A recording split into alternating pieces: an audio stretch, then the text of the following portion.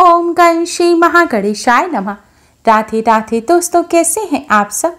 दोस्तों, पितरों को समर्पित पितृपक्ष भाद्रपद पूर्णिमा पर शुरू होकर अश्विन अमावस्या पर समाप्त होते हैं।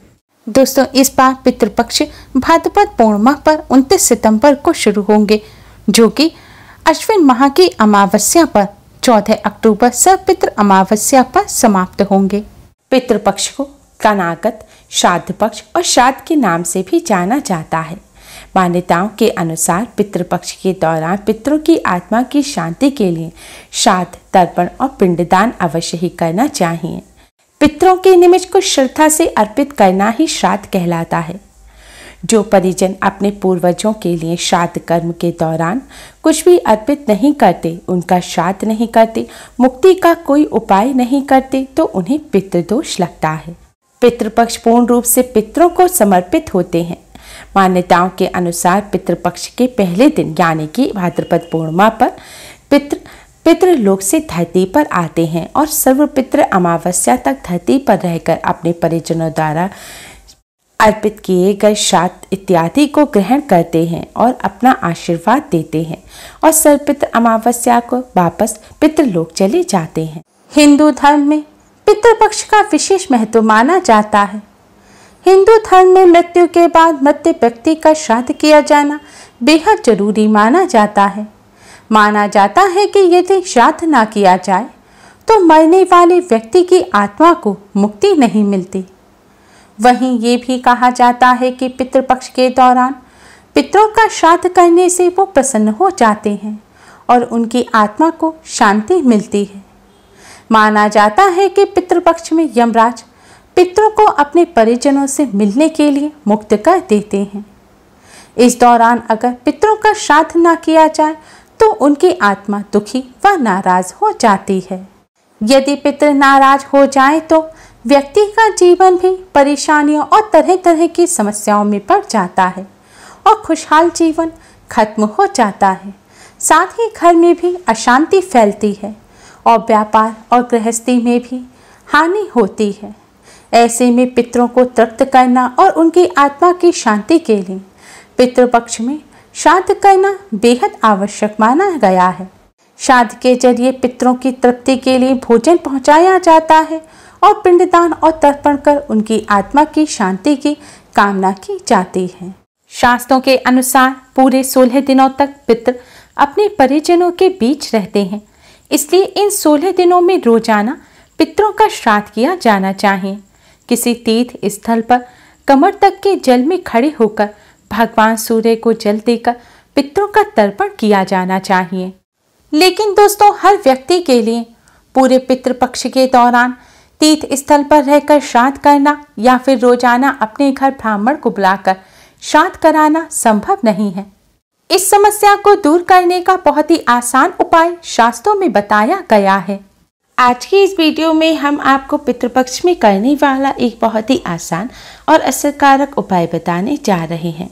पितृपक्ष में यह उपाय रोजाना करना चाहिए। इस उपाय को करने से पितृ प्रसन्न होते हैं और अपना आशीर्वाद देते हैं। इस उपाय को करने से जन्मों जन्मों के पितृदोष दूर हो जाते हैं। पितृदोष के साथ साथ ही काल सर्प दोष और सभी ग्रह पीड़ाओं से भी मुक्ति मिलती है। दोस्तों, इस उपाय को सही प्रकार से करने के लिए आप हमारी इस वीडियो को एंड तक अवश्य ही देखें। अगर आपने हमारे चैनल को अभी तक सब्सक्राइब नहीं किया है तो जल्दी से हमारे चैनल को सब्सक्राइब कर लें और बेल आइकन को हिट अवश्य ही करें, जिससे हमारी सभी नई वीडियोस की नोटिफिकेशन आपको फ्री में सबसे पहले मिल पाए। तो आइए दोस्तों, जानते हैं इस उपाय के बारे में। उपाय करने के लिए सुबह जल्दी उठकर स्नान करके स्वच्छ वस्त्र धारण करें।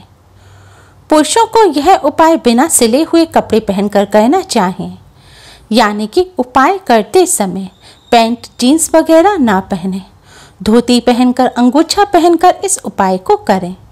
स्नान करने के पश्चात अब आप एक लोटा लें। दोस्तों, ध्यान रखें, इस उपाय को करते समय लोहे का या फिर तांबे का लोटा इस्तेमाल ना करें। इस उपाय को करते समय आप पीतल का या स्टील का लोटा ले सकते हैं।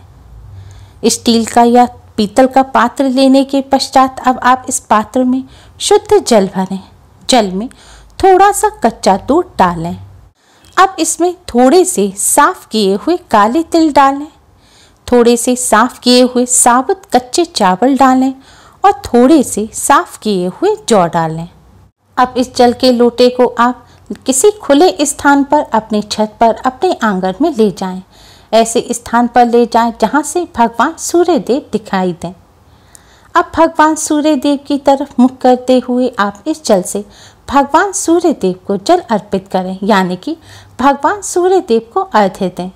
जल चढ़ाने के लिए आप जल के पात्र को अपने दोनों हाथों में उठाकर अपने सिर से ऊपर उठाएं।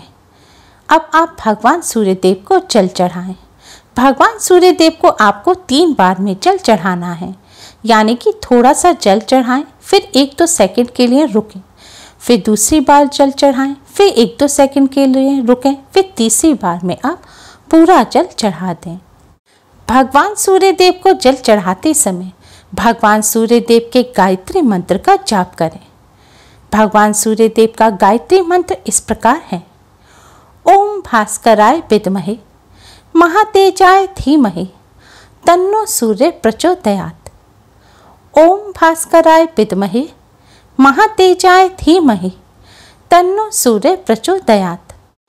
भगवान सूर्य देव के इस गायत्री मंत्र का जाप करते हुए आपको सूर्य देव को जल अर्पित करना है।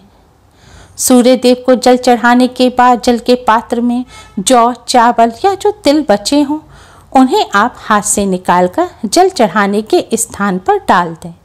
अब आप अपने ही स्थान पर खड़े होकर 7 बार क्लॉकवाइज घूमकर सूर्य देव की परिक्रमा करें, यानी कि आपको अपने दाएं से बाएं हाथ की तरफ घूमते हुए सूर्य देव की 7 परिक्रमा करनी है। परिक्रमा करते समय भी आपको इसी मंत्र का जाप करना है। परिक्रमा करने के पश्चात अब आप भगवान श्री गणेश को प्रणाम करें, सूर्य देव को प्रणाम करें और पितृदेव को प्रणाम करें। इसके बाद सूर्य देव से अपने सभी पितरों की आत्मा की शांति की प्रार्थना करें। पितरों की मुक्ति के लिए आप प्रार्थना करें और पितृदोष से मुक्ति के लिए भी प्रार्थना करें। प्रार्थना करने के पश्चात अब आप पितृदेव को प्रणाम करें और पितृदेव के इस मंत्र का 108 बार जाप करें। मंत्र इस प्रकार है: ओम पितृदेवताय नमः, ओम पितृदेवताय नमः। आपको इस मंत्र का 108 बार जाप करना है। इस मंत्र का आप खड़े होकर या बैठकर कैसे भी अपनी सुविधा के अनुसार जाप कर सकते हैं। आप अगर सूर्य देव को घर से बाहर जाकर जल चढ़ा रहे हैं, आपके घर में जल चढ़ाने का कोई स्थान नहीं है, तो आप इस मंत्र का जाप अपने घर पर आकर आसन बिछाकर उस पर बैठकर भी कर सकते हैं। मंत्र का जाप करने के पश्चात पितृदेव को प्रणाम करें और पितृदोष से मुक्ति की प्रार्थना करें। जाने अनजाने में की गई अपनी सभी गलतियों की क्षमा प्रार्थना करें। परिवार की खुशहाली की प्रार्थना करें। दोस्तों, शास्त्रों में बताया गया पितृदोष से मुक्ति पाने का ये बहुत ही अचूक उपाय है। सदियों से यह उपाय हमारे पूर्वज भी करते चले आ रहे हैं।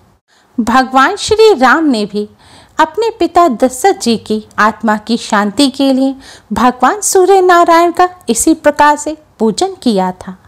पितृपक्ष के दौरान इस प्रकार सूर्य देव का पूजन करने से पितरों की आत्मा को शांति मिलती है, पितरों की आत्मा को मुक्ति मिलती है और जन्मों जन्मों के पितृदोष दूर हो जाते हैं। पितरों का आशीर्वाद प्राप्त होता है और जिन्हें अपने पितरों का आशीर्वाद प्राप्त होता है उन्हें सभी देवी देवताओं का आशीर्वाद प्राप्त हो जाता है और पितरों की कृपा से ही व्यक्ति जीवन में सफलता प्राप्त कर सकता है। पितरों की कृपा से ही जीवन में सुख शांति बनी रहती है।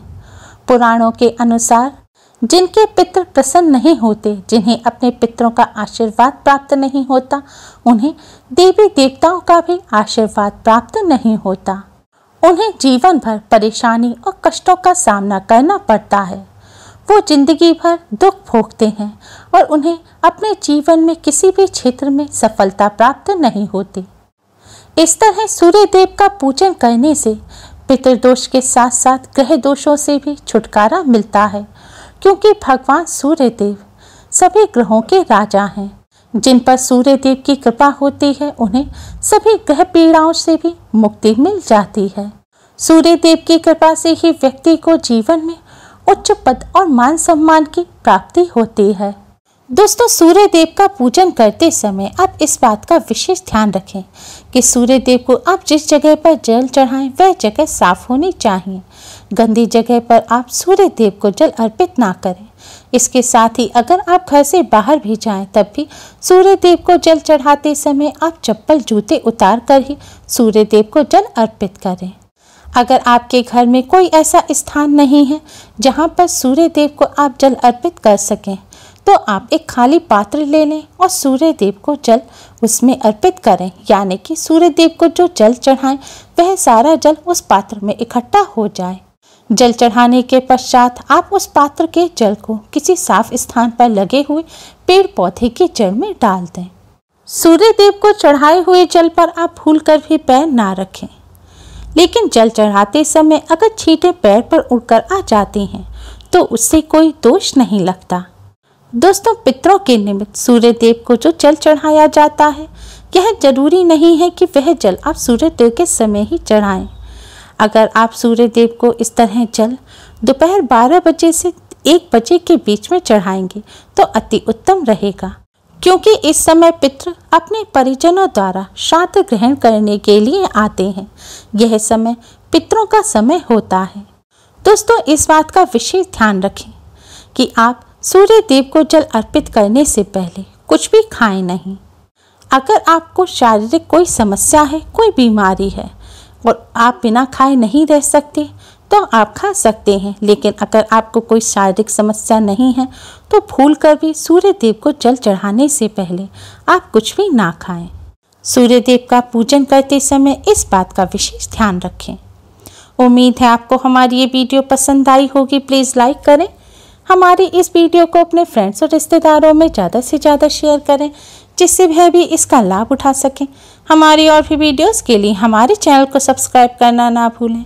Thanks for watching. Radhe Radhe.